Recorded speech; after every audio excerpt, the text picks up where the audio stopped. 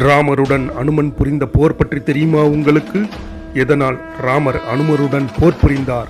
அதற்கான காரணம் என்ன? அப்படி என்னத்தான் நடந்தது என்பதை இந்த காணொளியில் முழுவதாக பார்ப்போம். ராமர் ராவண வதமெல்லாம் முடிந்து அயோத்தி திரும்பினார். ராமருக்கு பட்டாபிஷேகம் விமர்சையாக நடைபெற்றது.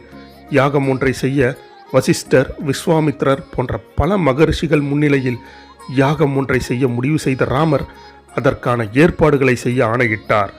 அயோத்தி நகருக்கு வெளியில் ஒரு பறந்து விரிந்த இடம் தேர்வு செய்யப்பட்டது. யாகம் விமர்சையாக தொடங்கியது. அப்பொழுது ராமரின் ஆளுகைக்கு உட்பட்ட தேசம் ஒன்றை ஆண்டு வந்த சகுந்தன் என்ற அரசன் வந்தான்.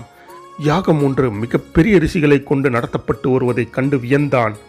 உள்ளே சென்று அவர்களிடம் ஆசி பெற தீர்மானித்தான். ஆனால் வேட்டையாடிவிட்டு திரும்பிக் கொண்டிருந்த காரணத்தால் அப்படியே யாகசாலை